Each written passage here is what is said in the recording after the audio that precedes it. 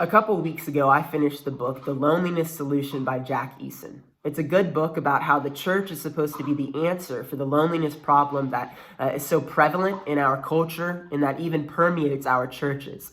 As people go through life without deep spiritual relationships that move beyond just common interests or even common faith, but rather are these relationships that help us to follow Jesus together.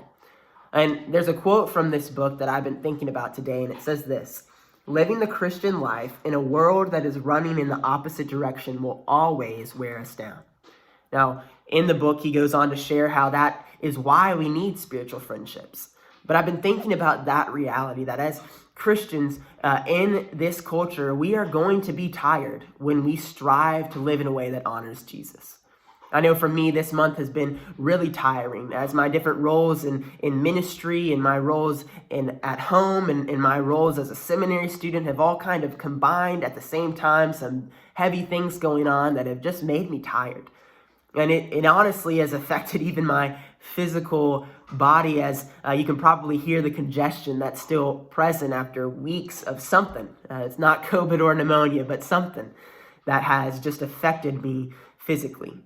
And as I have grown tired, I've had the opportunity this Thanksgiving break to just go to my great aunt's house and just rest and read and reflect and think about all of the things that God has given me. And then today, this cool day, the rainy day, perfect for reading and doing homework and just studying scripture, I've come back to this quote, because it is so true that as a Christian in this culture, it's going to tire us. It's going to exhaust us. In Romans 12, verse 2, it says this. This is, again, most likely a familiar verse for many of us, but I want to read it. It says, "Do not conform to the pattern of this world, but be transformed by the renewing of your mind. Then you will be able to test and approve what God's will is, his good, pleasing, and perfect will." This process of being transformed by the renewing of our mind it's a painful process. It's not an easy process. It's a difficult one that takes time and energy and effort as we steep ourselves in scripture and as we reflect through prayer, as we ask God to transform us, to help us not live according to the ways of this world. That's a tiring process, as this quote by Jack Eason shares.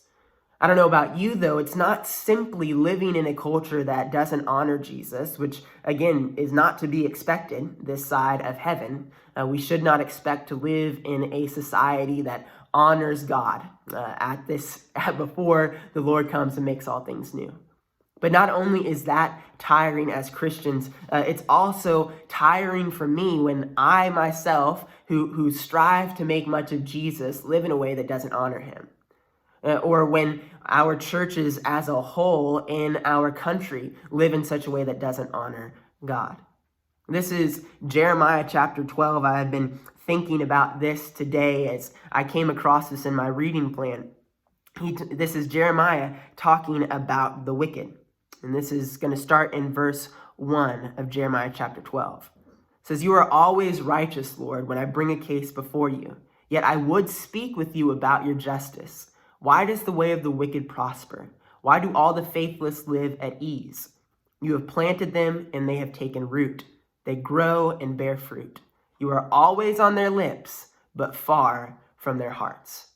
You are always on their lips, but far from their hearts. Is that not relatable? It's easy for me to look around at a Christian culture in our country and see people that they sure talk about Jesus, and they may proclaim to live for him, but their hearts are ultimately far from him.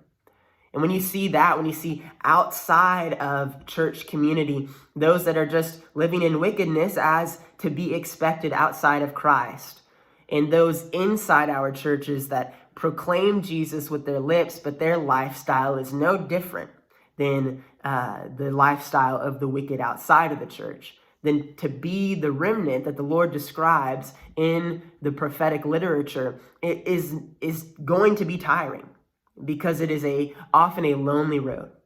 And so if you are watching this here and now and you find yourself in that middle ground, again, I can be that man that proclaims Jesus with his lips, but his heart is not brought near to the Lord in worship. I can be that man. But but I strive to be in this middle, right? And if you are there with me and you consider yourself to be someone that desires to make much of Jesus in a culture that doesn't make much of Jesus, in a Christian culture that's really good at lip service but not being the hands and feet of Jesus, if you're there, it's going to be tiring. And so I encourage you to do two things. One of those things is to find deep spiritual friendships. I know that I have a friend, his name's Victor Garcia. He lives in Phoenix, Arizona, from when I was in ministry at a church there. And I consider him to be one of my best friends because I know that he's going to be that spiritual friend that moves beyond just having things in common and actually challenges me to make much of Jesus in my life.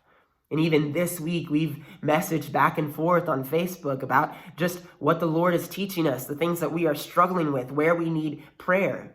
And that has brought me energy and renewed vigor and passion as I strive to make much of Jesus. The second thing I would encourage you as a Christian in this culture that is tired, I'd encourage you to establish rhythms of rest. I kick myself all the time because I know this to be true. I've seen it to be true in my life that when I put margins in my life to truly rest, when I do that, then I find rest. I find renewal in the Lord.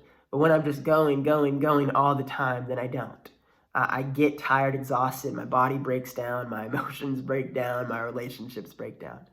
And this book, I think, is going to be backwards on the screen, but it's called Rhythms of Life by Alistair Stern. And it's another book you could get, and it just talks about how we are to establish a rhythm for life that helps us to become like Jesus. That Jesus himself set aside time to just be alone. And so I don't know what it looks like for you. I know that I'm doing right now something that helps me a lot is that this afternoon, and I try and do it occasionally, and I need to do it more, but this afternoon my phone's on airplane mode. And there's no social media, there is no text messaging, I'm just wanting to rest. And so I encourage you to do these things, and I encourage you to get into Scripture. Because as this quote I started with says, Scripture attests to it as well, that to live for Christ is tiring, but you can find renewal and rest in your relationship with the Lord and in your relationship with his people.